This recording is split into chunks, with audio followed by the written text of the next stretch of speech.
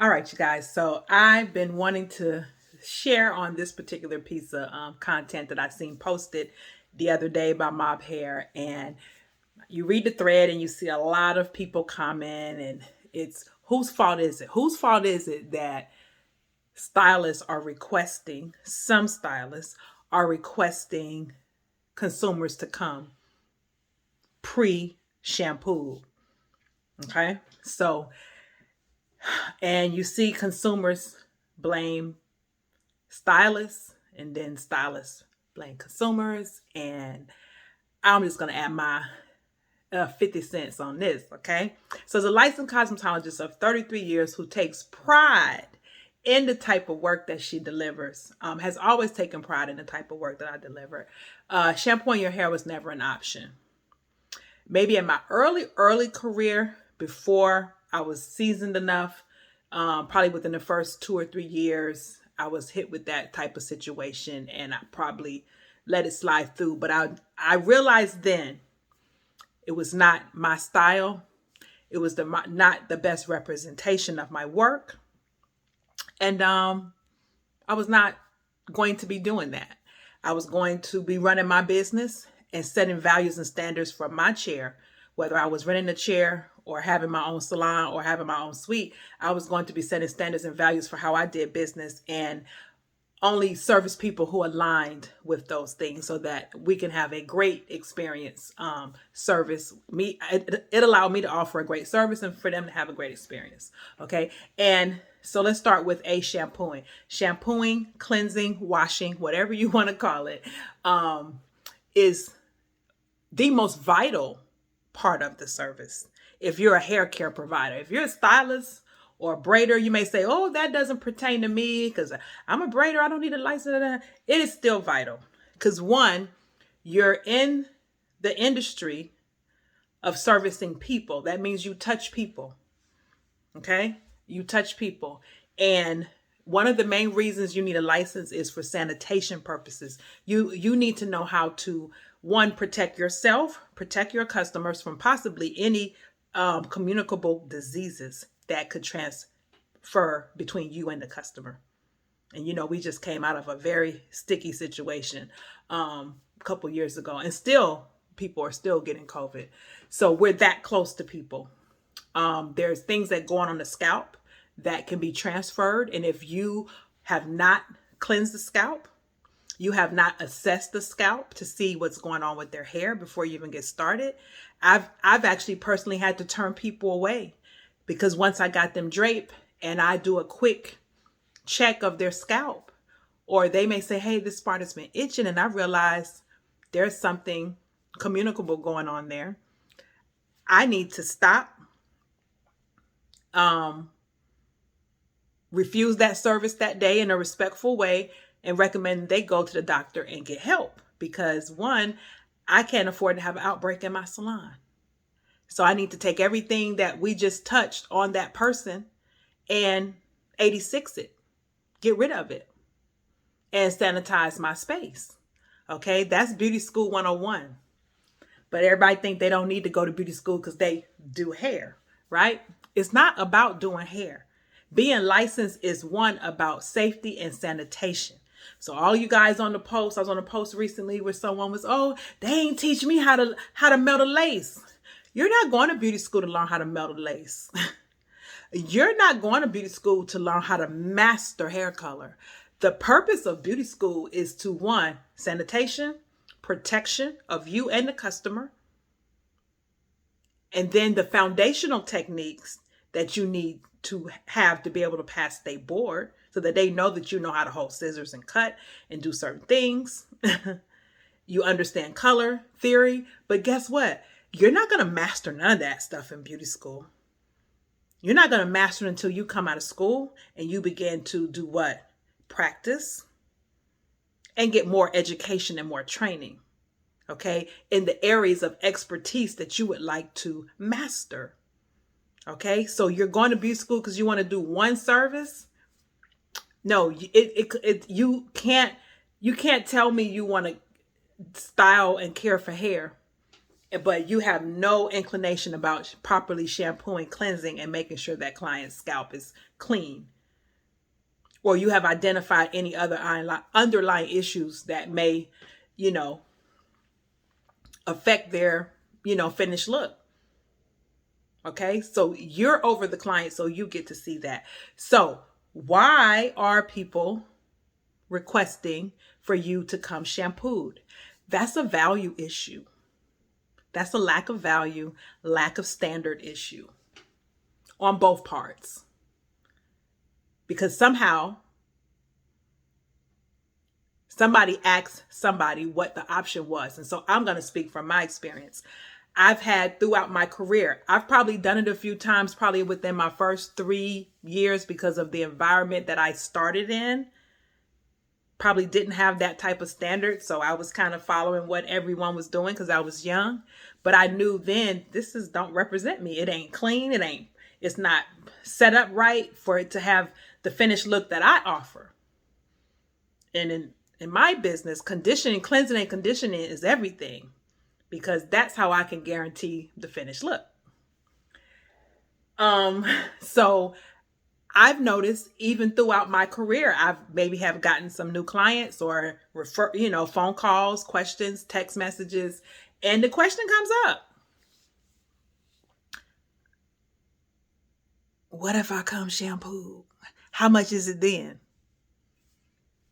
First, it's not an option.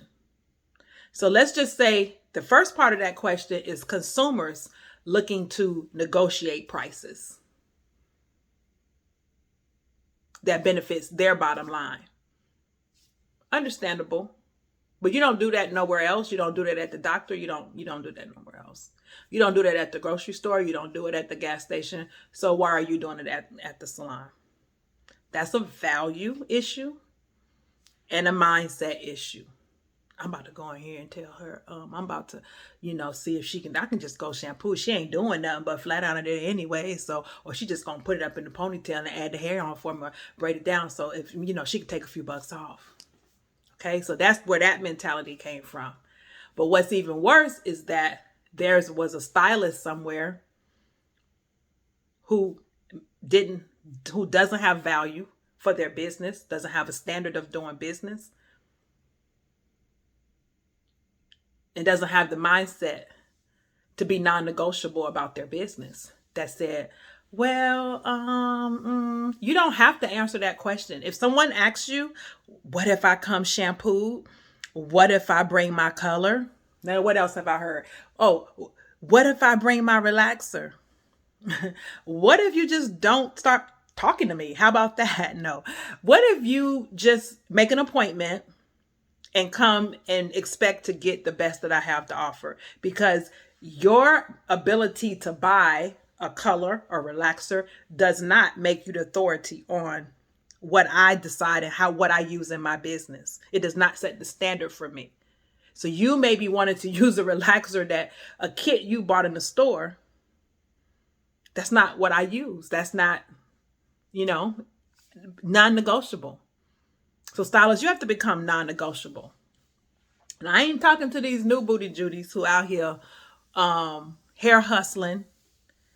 They got so many standards but lack value. You can't have standards if you don't have value. Okay? You can't have standards if you don't have value. You must have standards and you must have value that you deliver with those standards. And I've seen some unlicensed stylists fresh out the gate. They've been doing they got a little 1-2 pop they do at home. They blow up some hair with some bleach, dump some color on it. Of course, it looks amazing. And anytime you put a bright red on something, a bright blue on something, whatever, it looks amazing. It looks amazing. In theory, it may not be whatever, but people are getting away with this type of stuff off the grid. Some people are letting them work in their salons, unlicensed. And so they think they running a business. They done check a couple people price lists. Boom, these are my prices too. Oh, yeah, I'm about to get this money. They hair hustling.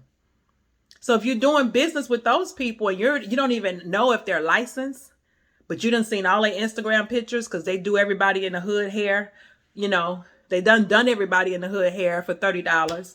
Now they want to slide up and present themselves as a professional, because they may very well have some great before and afters. But you guys, this business is not about before and afters first. It's about the sanitation and safety of the customer and protecting yourself. Okay, so the shampoo is a very necessary part of the service, because from there, if you're a hair care provider, now if you just styling hair and slapping some stuff on there, you're not concerned about the integrity, the condition of the hair, this might not apply to you. But if you're a professional hair care provider, you won't know the condition of the hair until it's shampooed.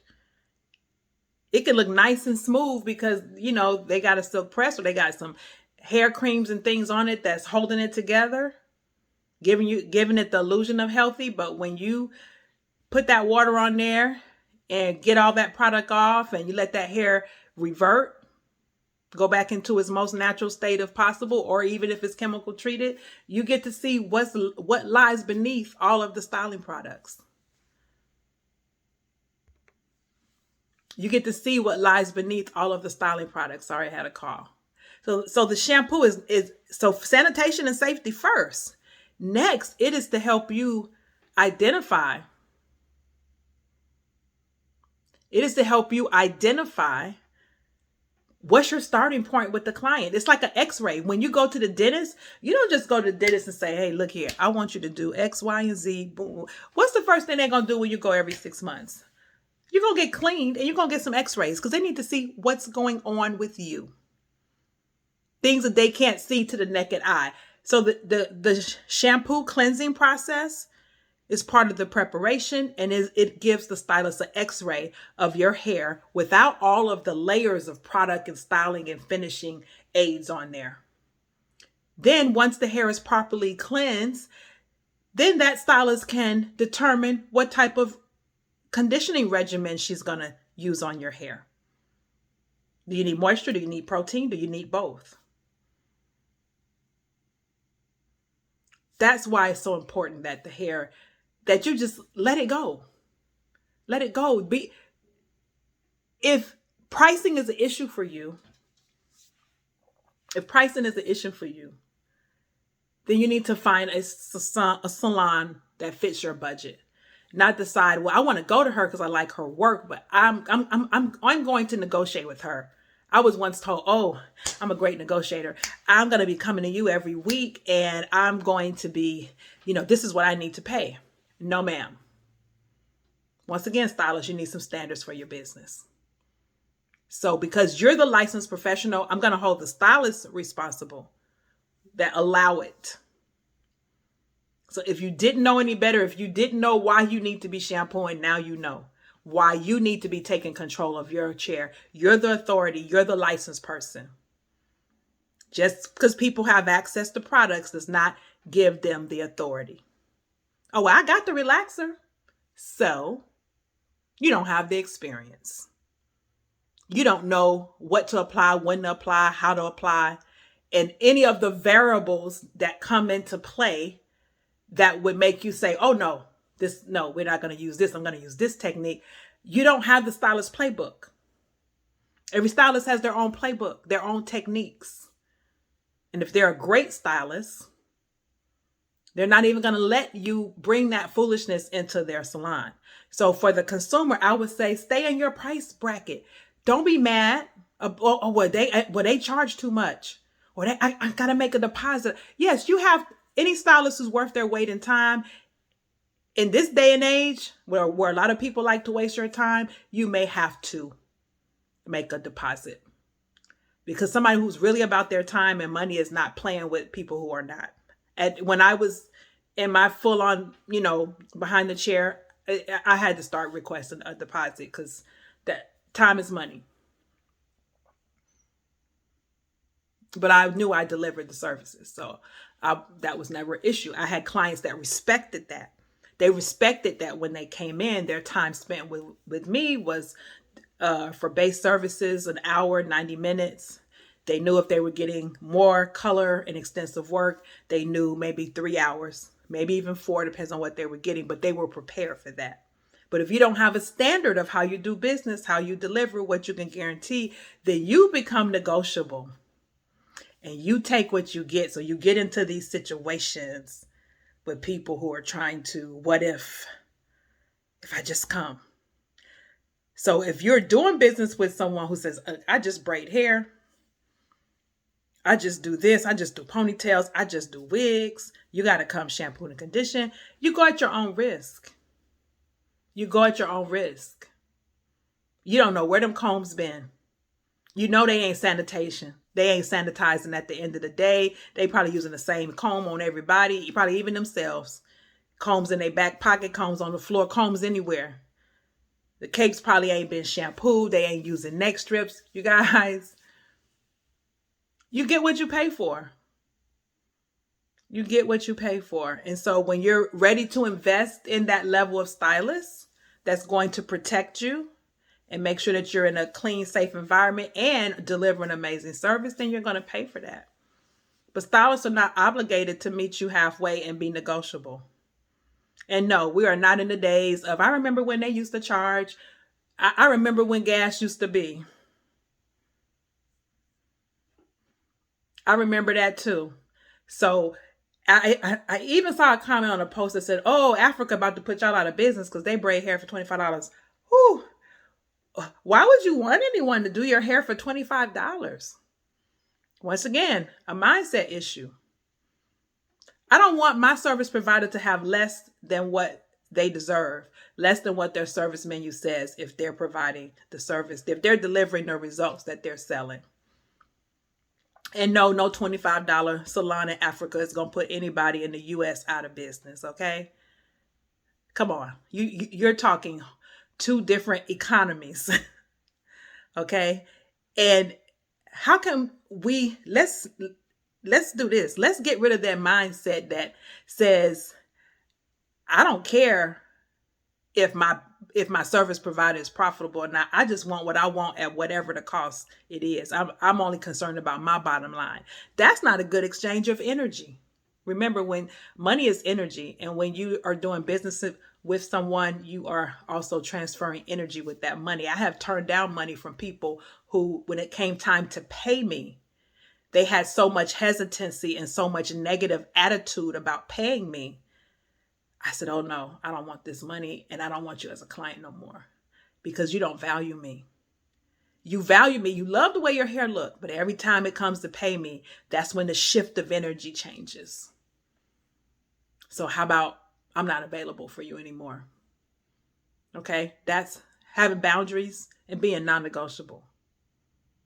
Being non-negotiable. So you guys, if you want to save money, yeah, go to the stylist who doesn't, care, doesn't have a set of standards. Do what you do. Do what you guys do. But don't get mad at the stylists who have standards and who are trying to keep their business, manageable. They're managing their time. They're managing their money. And they don't have time to waste with people who do not value them. Okay, so how do you become a valued stylist? You invest in yourself. If you're a stylist who's struggling to find value, I don't know where to begin. Take some classes. Spend some money on classes. Not just cutting and coloring and wigging. How about some business classes? How about some personal development courses? Okay? That'll change your life, and you'll become non-negotiable if you're serious about being in this business. And the last thing you can do, the least you can do, if you're like, I just don't know how to start. I don't know how to handle clients. I don't know how to stand my ground. I wrote a book about it. Charge your worth. I had to learn because I started as a young stylist with no business experience, but I love doing hair. But I learned real quickly. I had to get my business sense together. I had to get my self-worth together. I had to get some personal development so that I could stand my ground, become non-negotiable about my services, my prices, so that I could have success in this industry. Shampooing is not negotiable. It's part of the service.